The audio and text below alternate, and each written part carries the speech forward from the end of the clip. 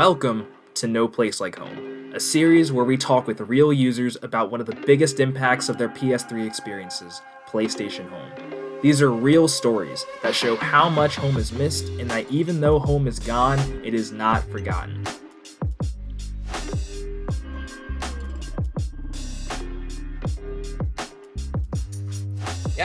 Luke, I really appreciate you coming on and talking to me a little bit about this. So you run the Postcards from Home subreddit, and you're probably one of the first actual supporters of this entire thing. Because when I first started, I was going around Reddit, and I was like, I imagine I can find some people on Reddit, that are interested in, what I'm doing here. And lo and behold, there you were, and you had this awesome subreddit, this awesome community, and I was like, wow, so there are actually people still out there that want to, remember home and post stuff about home, and that was just awesome for me. And I've really enjoyed being part of that community. So I appreciate you for that, and I do want to talk to you a little more about that in depth a little later. But first, to start, in one word, how would you describe a PlayStation Home? Innovative. Innovative? Yeah. Ahead of its time, pretty much. Like, I hadn't seen anything like it. Yeah. So, I mean, before that, I was looking for I'm the type of person that would be in a death match or something and be stopping to take a photo, Mm-hmm. So my social experience in games was basically just seconds prior to being shot. So it's nice to have something that doesn't have to interrupt you. Yeah.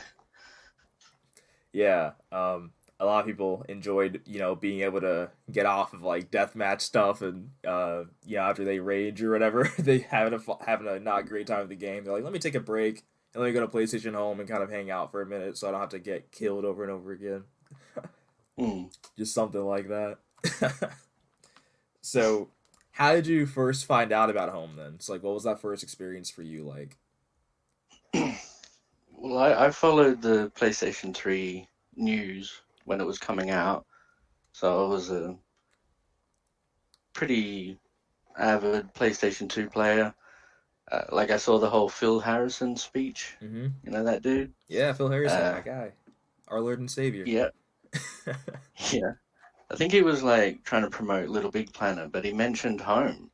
And I think even back then he couldn't quite explain what it was, but it seemed like it hadn't been done before. So that's, I mean, I was surprised that you could decorate your own space. Mm-hmm.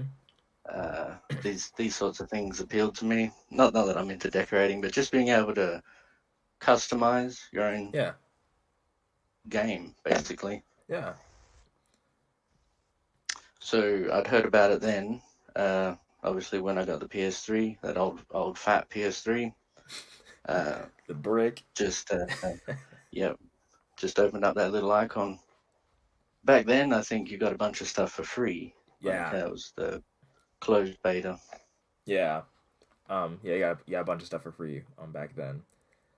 And you're able to so you can customize your character and your apartment, all that, and I don't know how to what extent they worked with the trophies, but you could unlock things for home by playing other games, and I think at one point they're talking about visualizing like your trophy room or something like that to kind of show off your accomplishments. Yeah. You could actually put them on a shelf. Yeah. Pretty detailed too. You could place them down to the centimeter. Yeah, so that type of stuff is like I think that would be really appealing to people even today. I like that. I like a place to visualize everything. It was good seeing other people's places. Like, that kind of blew me away. Some people, like, some person tried to reenact. They were into trains, so they just had every train related they possibly could. Train tracks running down the middle. Wow. Yeah. Yeah, people could get really creative with home, even though, it wasn't like nothing like The Sims or anything like that. But I mean, people did what they could with it. So, it's really cool to go to different spaces and just kind of see the different parts of people's personalities with what they choose to decorate with. Like I think that like someone else I had talked to was talking about how they were a big fan of Killzone, um, and they had like a Killzone statue or like something like that, like in their place, and I'm like, that's pretty sick, you know. Like I would love to, you know, just like meet somebody, you know, we go hang out at their apartment, and you just get so much information about this person just like from what they choose to, you know, surround themselves with, and that it's like, oh, so you like Killzone, that opens up, you know, different branches of conversation. So um yeah, but so what did you other than customization, what did you enjoy about home and what kept you coming back? Man, it was always changing. It was always updating. I don't know if it was every week or something. There was some pretty major updates. There's always new spaces, so it was obviously the latest game that would come out. They would promote it in their own weird way. So that was pretty much it. Like every time you logged in, it was kind of different. So that was a draw card, just personally. You Yeah. know, you'd get sick of playing the same levels again and again, but this was dynamic like that. Yeah, it really felt like alive. Mm. Um Yeah, it's kind of sad seeing the people. I mean, it's nice they're bringing back that offline version now, but yeah, it's the like a destination ghost home, town. yeah. It Yeah. really feels like tumbleweed is rolling through those spaces. Yeah, on the one hand, it's really cool to see people still playing that in 2020, but on the other hand, it's like, man, it's just not the same because it's so empty. Yeah. But I think they do have plans for somehow taking it online, but I really don't know like how far that's gonna go. Um, but I thought there'd be issues with. I mean, maybe the individual developers of those spaces could give permission, oh, but I would have certainly, thought yeah, Sony would have some copyright thing in yeah, place. yeah, certainly. I don't know if it's just a functionality. It's probably just, you know, for functionality, shits and giggles, that type of thing. Um, Yeah. but yeah, they're doing a really cool job with it nonetheless. It goes way over my Mm. head, the whole preservation and using Mm. data cache and all that. I don't ask me about that, but I think it's pretty cool. Mm. So, did you meet anybody on home that you still keep in touch with today? Short answer is no. Like for a while, uh, they sort of once home disappeared. I guess people tried to find. I wasn't on any other social platform at the Right. time, so there was a few people that kept in contact, but then just over time that disappears. But what I've noticed about the people you've talked to as well, it seems like everyone's had that experience. Yeah. Um, yeah. A few people have, you know, have talked to people since then. Like I've got a few friends myself from home, but the majority it seems like home was that bond that people had. So like once you Mm. removed that, then it's like, oh well, you know, I don't really know what we're Mm. doing here now. Um, Especially since some people just only played home. Like there are some people that's like, oh well, home is like why I bought the console. So you know you have those people too. So those Mm. relationships naturally teeter off. So it's pretty sad, but I think it is a testament to how strong of a concept it was for people to, you know, bond so much because of that platform. Hmm. So do you have a favorite home memory? I enjoyed Z. I think that's how you pronounce it. XI. I'm not It's familiar. a. It was that ARG that they introduced at some point. Like, it's gonna be difficult to explain. You know, the alternate reality game. I'm blanking. I'm blanking, dude. Uh, you could look up. It's XI. XI. But yeah, it's hard to explain. But basically, where they take game elements but put them in the real world. So they put it on. You had to search for clues on websites and Oh, I see. I see. Yeah, all yeah, of yeah. this to work out some sort of story that was going on. Maybe it was just a European home thing. I'm not sure. I see. Now, yeah, yeah. I'm looking up, and I think I'm not super familiar, but it does seem like it does seem like something I've heard of before. The concept at least. So yeah, I I never think it was one of the participated though. first. Yeah, it was one of the first ARGs. So it was another thing that I didn't know was possible on a console. You Right. know, but they introduced a lot of spaces for that, a lot of new stuff, and it was so popular that they ended up keeping the spaces around, even though it was just meant for that promotional period or whatever they were doing. Right. But a lot of people bookmarked those spaces, and Mm-hmm. if you're familiar with that feature, and so you could just go back at any time. Yeah, yeah. Um, I think that there was a space like that. I think it was like one of the personal spaces. I don't know if it's the Godfather one or what, but there was like a certain space that you had to be invited to, and then you could bookmark it so you can get Mm. back there. Otherwise, you wouldn't be able Yeah, to access it again. yeah. Yeah. So did you have any other favorite spaces that you liked to visit?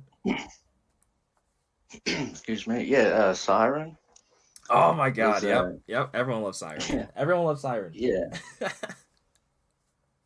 I think there was a few that just were fun to be at, but they didn't have mini games. I liked the games.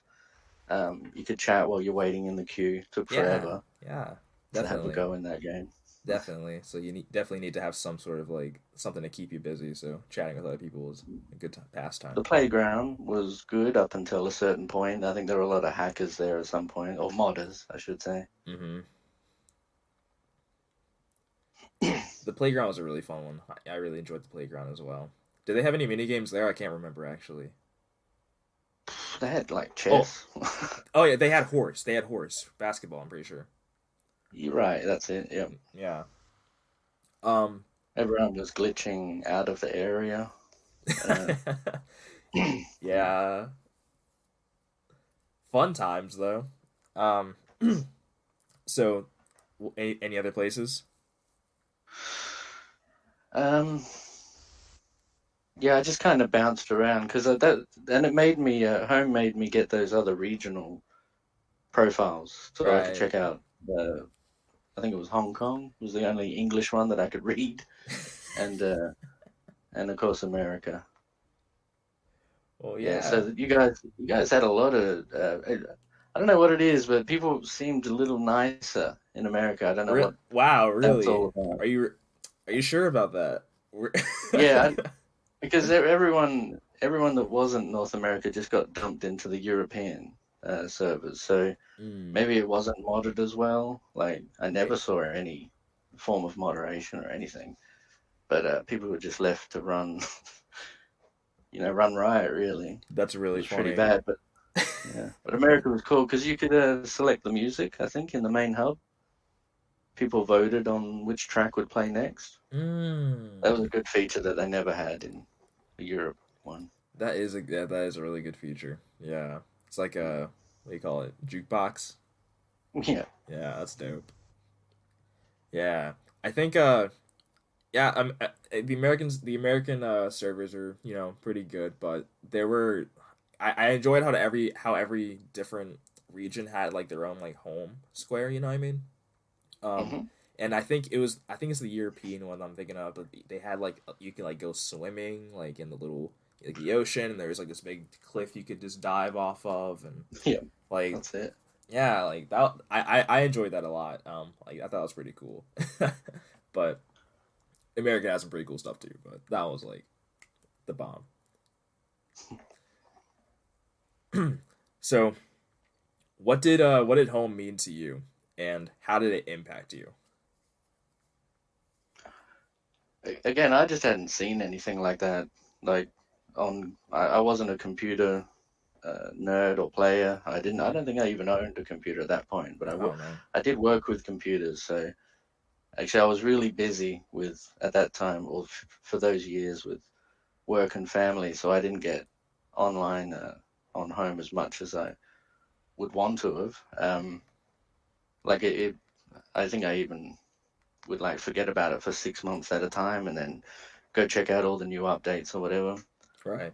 Um, but it it was not really an escape. I really looked at it just a way of keeping tabs on all the latest games that were Yeah. coming out. Yeah, for sure. Uh, yeah. Uh, and then obviously the social aspect, but that was like, it was kind of, you could always like, it was so busy. You could find someone to talk to, but uh, you had to develop like a network, a close, sort of small network of friends that you actually related to. Right. You know? So I guess that was, but I had to avoid a lot of that just to check out the different spaces because most of the people just hung around in one space all the time. Oh yeah, for sure. But I was always jumping around, so Yeah. I didn't want to be rude and like keep And leaving just conversation. yeah, You know, just dip. just ghost them. Yeah. Yeah. Although they had the group aspect, right? Do you remember that? Like you can invite people to a group. Oh, they must have implemented that. Yeah, I do Yeah, remember so that. so you can invite people to a group. And I don't remember exactly how it worked, but I feel like you could still talk to folks from outside of the That's area right. you were in. I think. Yeah, I a think that's how different. it worked. Yeah. Yeah, different tab. Yeah. So maybe that would be an essential mechanic for you. But yeah, you're definitely right. People that were regulars and hung out together, they would generally just stay in the same space. Um, Mm. which I mean, you can see that as being pretty boring, but at the same time, I mean, if you're just there for the company, and I mean, I feel like no matter, because for me, like I spent most of my time like in the hub probably, um, the hub or like the hideaway island or I really forgot what it's called, but one little island beaches, Mm. um, and I spent most of my time there, but it always felt like something was different because you just always have different people around you, so it always just felt a little bit different. Mm. The first couple of weeks home was out, they had a audio party chat in public. I don't know if you remember that, I don't remember but that that. they quickly got rid of that Yeah, because it I was. can imagine. I think that was before the open beta, but it was just really distorted music that people were playing, but it was proximity based. So Yeah. I thought that technology on the PS3 back then was actually pretty mind blowing for me that you Oh could no. walk within someone's earshot and start to hear them louder, Yeah, basic for things like sure. that. Yeah, Mm. definitely. Um, yeah, PS3 was like my first real like gaming experience. Like I owned a PS2, but I mean I was like super young, so I didn't know what I was doing at all. Um, Mm. and I got a PS3, and Uncharted was like the first like online game that I played, Uncharted 2, and they had proximity based voice chat, and I was like, guys, like if I move away from you, I can't hear you. Then if I move to you, I can hear you a little better. Oh my god! And I'm like blown, like my Mm. mind's just blown.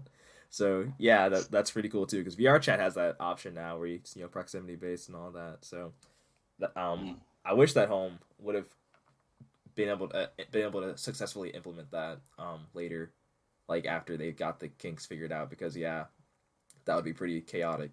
In the hub, just everyone just going at it. But back then, a lot of people Right. didn't really have mics, or at least not. They didn't really use mics too much. So Yeah. like nowadays, everyone has a mic. In the private spaces, that it was pretty common actually. You jump Yeah, into a private space and it would be pretty rowdy. yeah, um, yeah. Cool.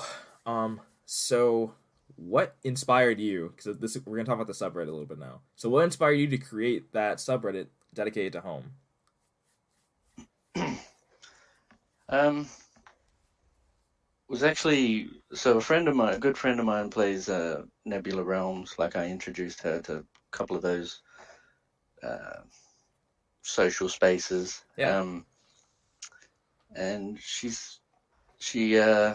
like I talk about home, but or I mention it to her, but it's kind of like it's hard to compare Nebula Realms to what home was. It's just not as popular. It's so different. Yeah. But so I wanted to show her some of the videos that I had from the time, and I didn't know where to put them. And she said just put them on Reddit, and so I put them on there just so that she could see them. But then um, I noticed kind of what you did when you have a look around Reddit. There's people like mentioning home, Mm-hmm. but it's like they just get lost. Like it's almost like they're just in mourning. Like they're like, I wish it would come back, and that's it. Yeah. There's no conversation around it. So Yeah. I thought maybe there would be people that could at least look at the the videos and pictures, even if they didn't want to like talk about it. But because it's not very active in terms of people talking about it, they just sort of get a blast from seeing some of the stuff. But when you come along, I ended up putting a bot that would actually link anyone that hashtagged PlayStation Home on Twitter. It would just post it automatically. So it's mostly it's kind of spammy posts now, but it's basically just to show that people are still talking about it. Yeah, definitely. Which is pretty amazing. Yeah, it is. Yeah, for what, 5 years? Been 5 years now. And I mean, and you got plenty of people like if I go to YouTube videos about home, if you look in the comment section, I'll see people, posting, like, the comment section is just filled with, miss home, and has, like, thousands of likes on these comments and stuff. So there are people that aren't even a part of these, like, Reddit communities or on Twitter that are still talking about it. But no, I really appreciate that you did that. Because I think that there does need to be more conversation around home for those people that really loved it. Because it is kind of sad just seeing everyone like, oh, I miss it, wish it would come back, and then that be the extent of it. It's like, well, let's share, like, our experiences with it. Let's, post pictures and, let's, like, talk about it, It's not impossible for something to come along like that, even if they don't want to call it home, they could rebrand it something else, and it'd be pretty easy. And nowadays, free games are just as popular. Or even if they made it PlayStation Plus or something like that.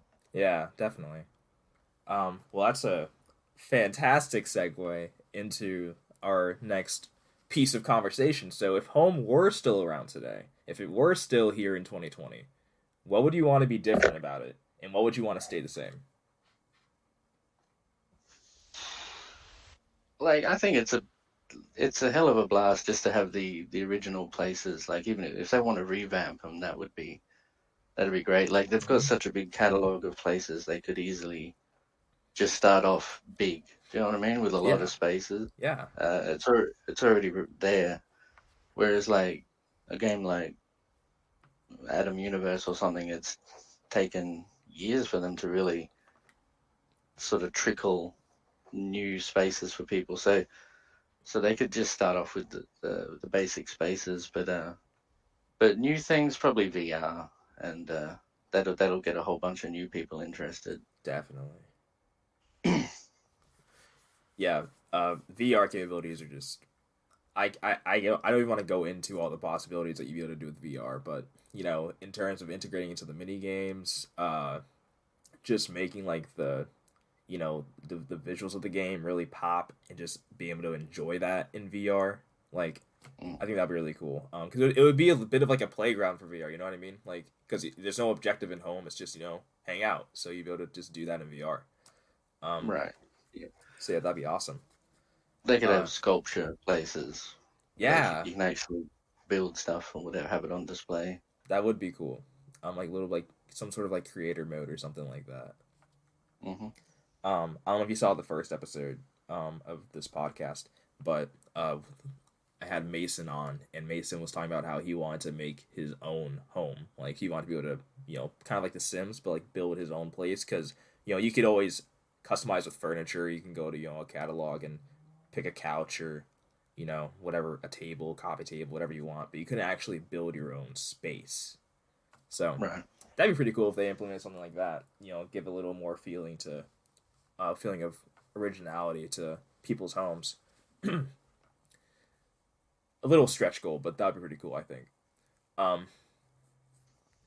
So, in what ways would you see PlayStation Home being successful on the PlayStation 5? Do you see it being successful on the PlayStation 5? Yeah, absolutely. There's really not much that needs to be done. Like I was saying, the business model is already proven. Like, with all these free games, they seem to be, some of the most popular games nowadays are free, or at least what they call it, freemium. Yeah, like, freemium. Everyone's used to the idea of microtransactions now, whereas back then I'm pretty sure people criticized it a lot. But now it's just the norm. So I don't think they need to do anything amazing to start it again. Yeah, I'd agree with that too. Does that answer the question? What was the... What was the question? Just what ways you see it being successful. Oh, successful? Yeah. Yeah. It depends how you measure success. Yeah, I I'm was gonna sure it would be say. popular. Like Yeah. it would be a whole bunch of new people would be introduced. So, uh, I mean, you'd probably get the same people that wonder like, what do you do? But that's the cool thing. Like, there must be a mindset with those sort of games where you just make your own fun. Yeah. It doesn't have to be a story pushing you through each moment of being online. You know, yeah. Some people, like I know myself when I'm in some sort of social space, even Red Dead, I'll be sitting on the back of someone's horse while I'm checking my mail. Yeah.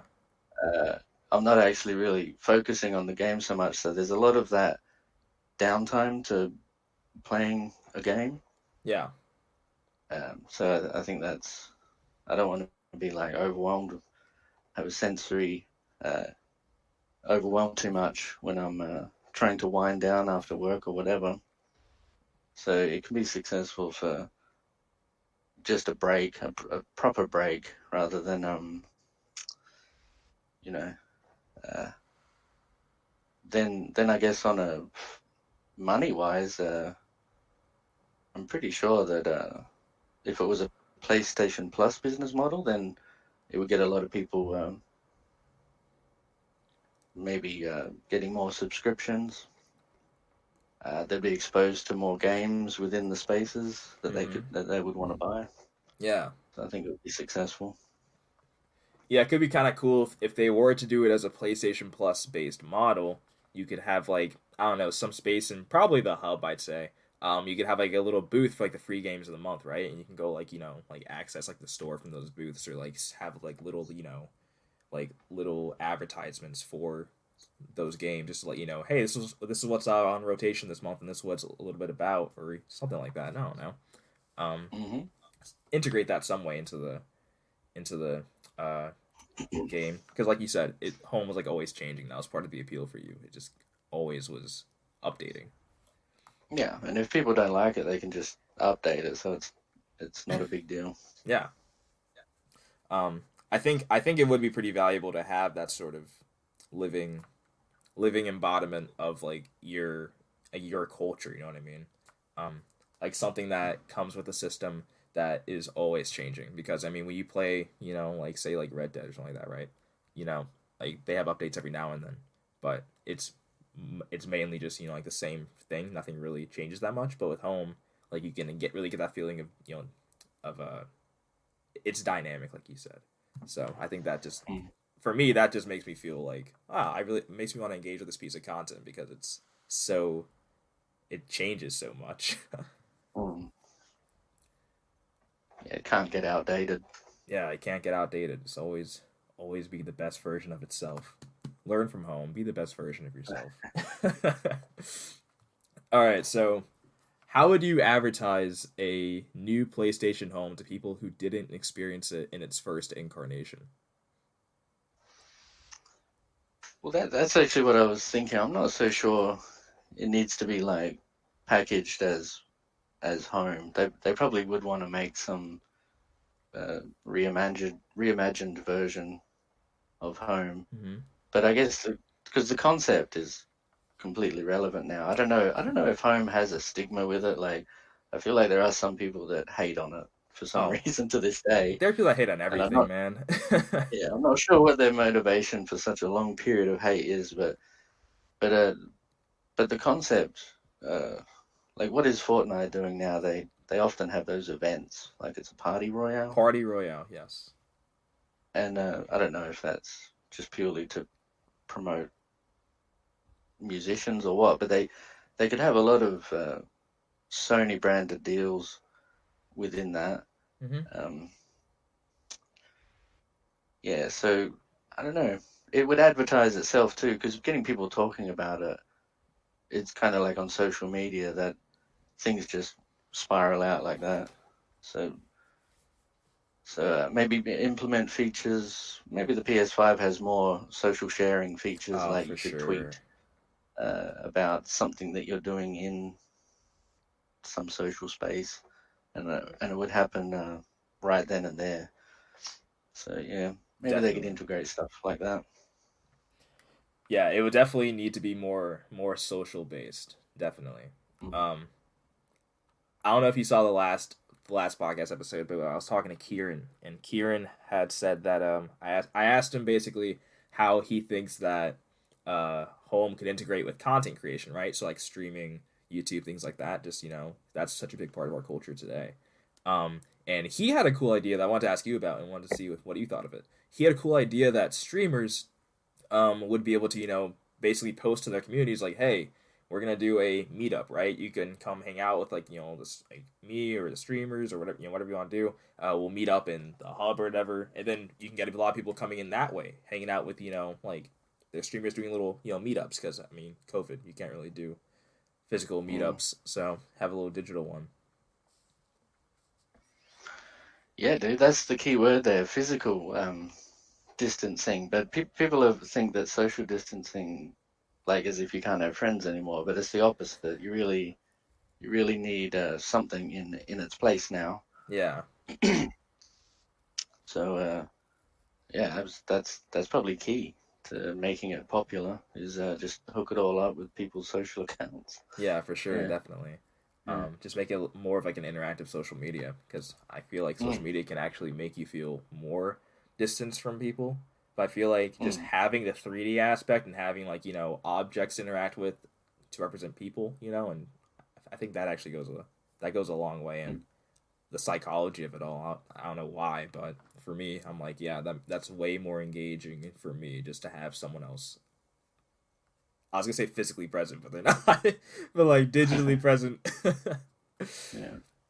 Yeah, uh, it's not just a glorified chat room. It's a lot more where you the opportunities open up when you can move within the same space and see the same things as someone else rather than just blindly chatting over party chat. for sure.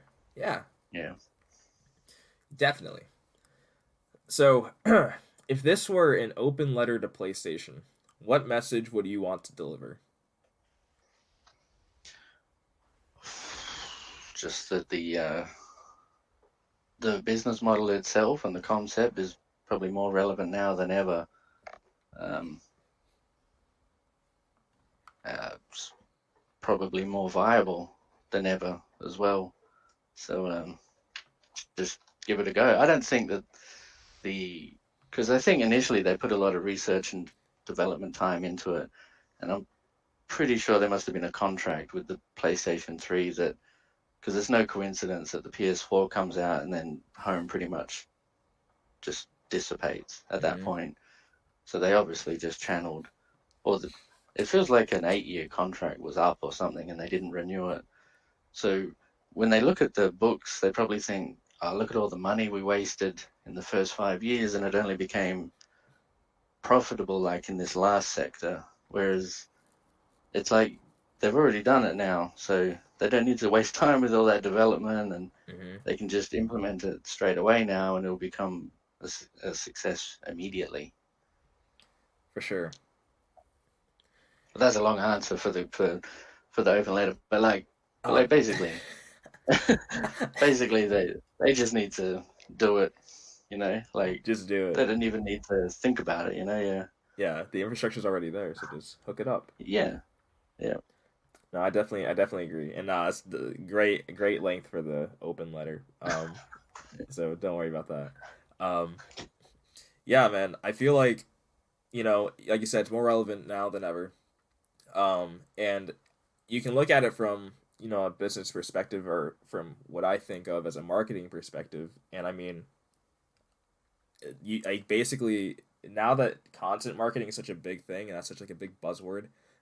I feel like if you had this, like, can you imagine a marketer just literally having their own digital world to just like play with? You know what I mean? Like, I just feel like They can there's talk directly to the people. exactly they can talk Yeah. directly to people. And with PlayStation, it's all about like the culture. So you craft this unique experience for people on your platform. Like, you have like the console war going on, right? So you have, people, on both sides like, oh, well, Xbox is better, PlayStation's better. But you can have something that Xbox and PC don't really, I mean, because PC has VR chat, sure, but like they don't have PlayStation Home. You know what I mean? Like, it's not enough to just make it VR chat or bring VR chat to PlayStation 5 or whatever. Like, it's PlayStation Home or whatever you want to call it, but it's for PlayStation users, and it has that culture surrounding it. I think that would be a pretty big hit for just getting your culture out there, gamer culture out there. Yeah, Sony have always had their other departments that they could utilize too. They promoted for a while. They had the cinemas to promote their own movies, whatever. Yeah. And now that cinemas are having issues, like physical cinemas, they could really take advantage of that as well. Yeah, exactly. Like, with the way the world's going so quickly with, focusing like so many things online, I think home would be a natural move to meet that demand. But that's just me. Yeah. I think Phil Harrison is still like got that mindset because he's probably with Stadia now. Yeah, I think he's with Google or Stadia or something like that. Yeah, doing something. But I'm pretty sure he for a long time there he thought everything was going towards social online gameplay, and I think maybe that's why. Maybe, I don't know, the industry is catching up to that, but it clearly is going that way. Yeah. Man, I miss Phil Harrison. I don't see enough of Phil Harrison anymore. I don't see enough of him. We need to contact Phil. But okay, so he looks like the default character in Nebula Realms. I don't know if you've. You just start off bald before you get a haircut. Yeah. That's probably intentional. Yeah, maybe it's a homage. Yeah, it's like, yeah, it all starts with Phil. Yeah, that's it. Dang, man. So, is there anything else that we didn't talk about that you would like to touch on? And this could be literally anything. No, man, that's it. I just wish there was more discourse about. It seems like some people that have talked about home, they've been shut down really quickly. Like, there's always someone ready to say, it's dead, get over it. And it's like, but the concept, that's why I keep thinking, that's definitely not dead. Yeah. Like, online gaming is booming. For sure. Yeah, there are plenty of people on the PlayStation forums, like PlayStation communities or something like that. Kind of like Facebook groups, but for PlayStation. And there are a few home ones, and there are these 3 spammers and trolls that I'm pretty sure it's the same guy with this, like, just different accounts, but literally most of the posts in those communities are just him, like, just talking crap about home and like, it's not coming back, losers, you're pathetic, get over it. And it's like every day, like, this guy's religious and just being a dick. And I'm like, God, like, why are you still here? But yeah, people would just like to dunk on it. I mean, if it's not for you, it's not for you. But I feel like you can't really deny the strength of the concept, especially with 41 million users at the time of its close. So, yeah, and people didn't get to really. It's like, imagine it's a death of a friend. People didn't get to mourn properly because everyone was just discarded. Like, there was no place to hook up again, so it's like a lot of people haven't gone through that grieving process. So right, yeah. To have a little community on PlayStation Network doesn't seem like, I don't know. I think that guy is probably projecting some sort of problems in his life. Oh, but yeah, he's projecting all the problems in his life. I can tell you that. Well, all right. Well, awesome. Well, thank you so much for hooking up with me and talking to me a little bit about home. I've been wanting to talk to you for a while, like I said, since I joined the subreddit. So I'm glad we finally got to get together and do that. Yeah. So yeah, I was surprised to see you've really like taken the bull by the horns and trying to have a real campaign, which is unusual. Most people don't go that far and actually have a positive attitude rather than just crying that they wish home would be back. You're taking it a step further, so that's nice to see. Well, thank you. I really appreciate that. Yeah, I mean, it's definitely difficult sometimes, with all the negativity out there surrounding it. But I think that the purpose of what I'm doing here is I just want to create the conversation again. So I want people to Mm, be able to see, because we're mainly based on Twitter. So I want people to see what we put out, and mainly what I like to do is I like to amplify voices in the community that talk about home and have these perspectives mm, on home like yours, and I like to amplify that. So I'm hoping that people can see us as a space to talk about home and to really enjoy this shared experience that we all had. um, mm, it's all about the community for us, really. So I just want people to mm. see us as that beacon. But Yeah, well, home was just the platform, and the people was what made it really, really cool too. exactly. um, Yeah, so I appreciate you saying all that. It really helps me feel it makes me feel good, makes me feel more motivated. So I really yeah, appreciate that, Luke. um, no worries. but yeah, so that's all I've got to talk to you about today. So once again, thank you so much for coming on, and I hope to talk to you soon. Keep in touch. Yep, you're welcome. Stay safe. Thank you once again for tuning in to another episode of No Place Like Home. This episode we have been wanting to make since the beginning of the campaign because, as we mentioned in the episode, Luke was one of our first supporters. He runs a subreddit on Reddit, of course, called Postcards from Home, and basically it's an homage to home, and just it's a subreddit that people can post their memories, post their pictures, and just talk about home. And he was the first person that we had encountered that was like, yes, we want to hear what you're doing. I want to hear what you're doing, and he really showed us that there are people out there that still do miss home and would like to see more home content. So thank you, Luke, for coming on and finally getting this going with us. We really appreciate it, and we really appreciate you. So thank you for giving us that head start, giving us that kick of motivation right at the start of this, because uh, you might not know it, but you were very important in helping get this off the ground. So thank you, Luke. As always, if you'd like to support Return Home PS5, follow us on Twitter and Instagram at Return Home PS5, and be sure to visit our website at timetoreturnhome.com for more information. If you'd like to be a guest on No Place Like Home, you can reach us at our email address, info@timetoreturnhome.com.